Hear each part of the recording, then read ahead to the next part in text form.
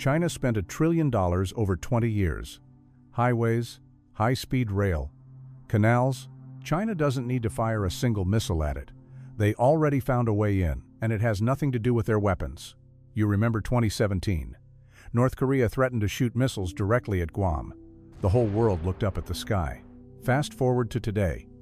Here's what nobody is connecting, and it's sitting on your breakfast table. Not a military system, not a classified network, a power substation, the one the Navy depends on for its electricity. You couldn't see it from where you were standing. Fast forward to today. That substation is still running, and China is still inside it. Guam hosts the most advanced missile defense system America has ever built outside its own borders. THAAD, Aegis interceptors, ground-based radar. All of it pointed at the sky. But every single one of those systems runs on power from one civilian utility company called the Guam Power Authority. The Navy is its biggest customer. 1 in 5 units of electricity it generates goes straight to the base. That substation, the one with the faded sign and the chain-link fence. That's the switch. That's what the $10 billion fortress depends on.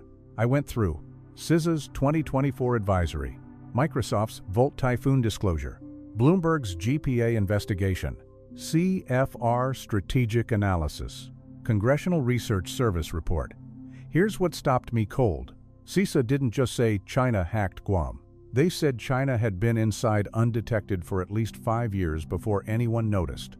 5 years. While America was building its fortress above ground, China was living in the basement. The data shows something that should be on the front page of every newspaper in America. China didn't attack the military network. They went around it entirely. And here's the part that's worse than the hack itself. The company that China got inside the Guam Power Authority was offered free cybersecurity monitoring by Google's own security firm. They said no. I'll tell you why in 2 minutes. But that single decision is the reason this vulnerability still exists today. One company, one decision, one open door. Here's what was on the other side of it.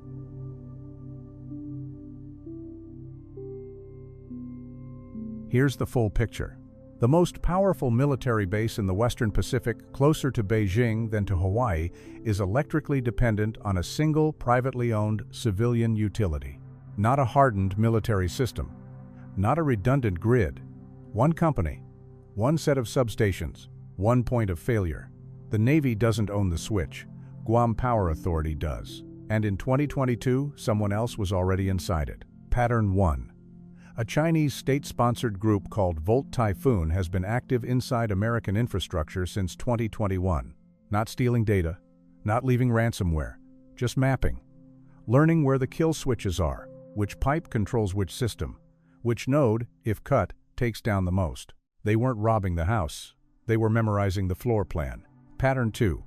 Before anywhere else in the continental United States, they focused on Guam. Communications, energy, water, transportation, the specific systems that a military base needs to function in the first hour of a conflict. Pattern 3. CISA confirmed that Volt Typhoon maintained access inside some of these networks for over 5 years without detection. 5 years. That's not a hack.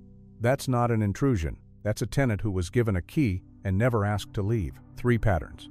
1 target. Now, most people at this point would say the answer is obvious. America needs better cybersecurity, more funding, more technology, better sensors on the grid, and Washington has been pouring money into exactly that. New sensors, new monitoring contracts, new partnerships with Amazon Web Services and Microsoft and SecureWorks on the ground in Guam. And the utility company still won't let them in the door, because the problem was never the technology. The answer isn't in a server room. It goes back 127 years, and it starts in Washington.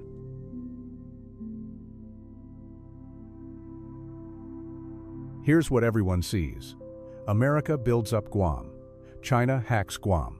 That's the story you've read. That's the story that gets clicks. But there's a node in the middle that nobody is drawing. And that node is the reason the hack was possible in the first place. 127 years ago, America took Guam from Spain. And from that day forward, the people living there have been American citizens who cannot vote for president. They have no voting representative in Congress. Washington can build whatever it wants on their island. Redraw their roads, occupy their ancestral land, and they have no mechanism to say no. In the words of one researcher who lives there, Guam is the only place in America that cannot say no. The only place that cannot say no. Think about what that means for a moment. And here's how that political fact becomes a military vulnerability. When the federal government has spent 127 years making decisions about your island without asking you, stop trusting the next federal adjacent offer that shows up.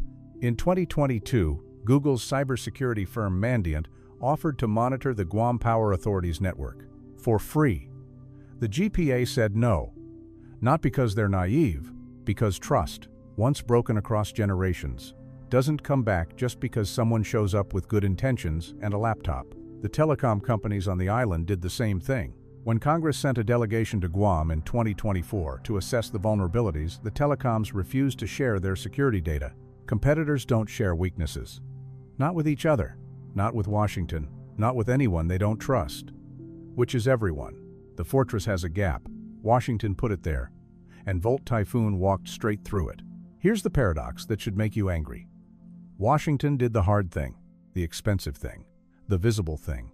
$10 billion of missile interceptors and hardened hangars and radar arrays that can track a warhead from 1,000 miles away. And then left the electrical grid, the thing everything runs on, in the hands of a civilian utility that doesn't trust them enough to let them look at the network. They built the roof and left the foundation unguarded. China didn't need to outspend America.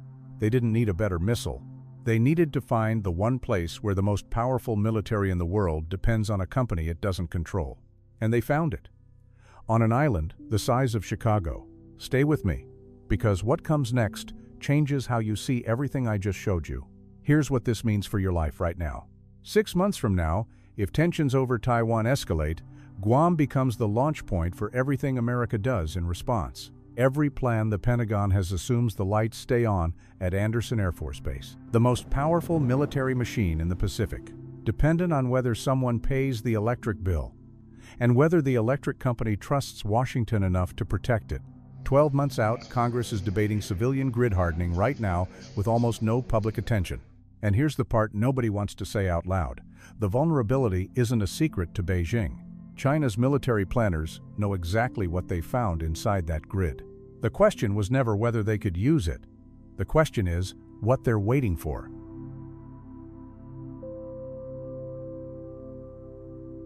Everything I've shown you, the missiles, the hackers, the grid, the billions of dollars, that's the surface story. Here's what's actually underneath. The man in that uniform is an American citizen.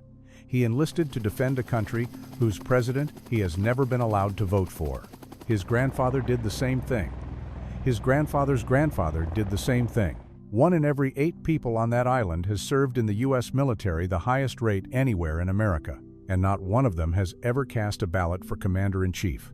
Washington took their land, built its fortress on it, and told them, "This is for your protection. Trust us."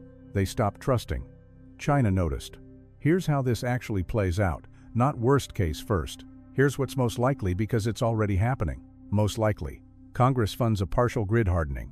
The vulnerability narrows but never fully closes. Guam lives in a permanent gray zone too important for America to walk away from, not hardened enough to stake a war on. Beijing knows this. They've been patient for 5 years already. 5 more is nothing.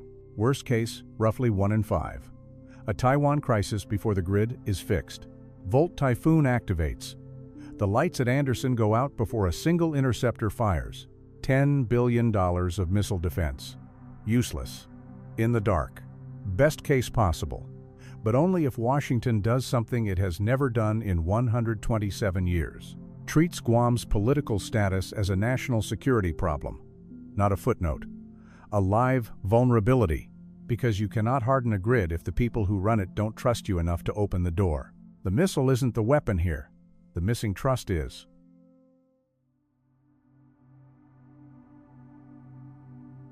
Sources are in the description. Here's how I approach this. I cross-referenced 5 years of infrastructure reporting, cybersecurity disclosures, and geopolitical analysis filtered specifically for primary government sources and looked for what wasn't being connected anywhere else. What I don't know.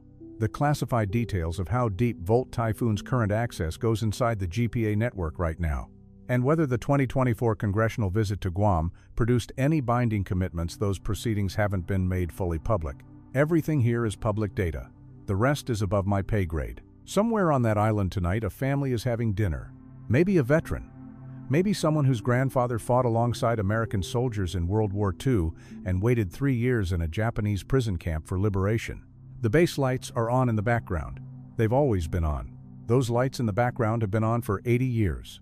The people in the foreground have been asking the same question for just as long. When does this island get to decide what it's willing to risk, and for whom? Do you think Washington knows about this vulnerability and has decided it's not worth fixing right now? Or do they genuinely not see that you cannot secure a fortress if the people living around it don't trust you? Because both answers are terrifying, and they lead to completely different solutions. Drop your answer below. Save this. The next time someone tells you America has the Pacific locked down, you'll want this in your back pocket. Now you know China's already inside the grid.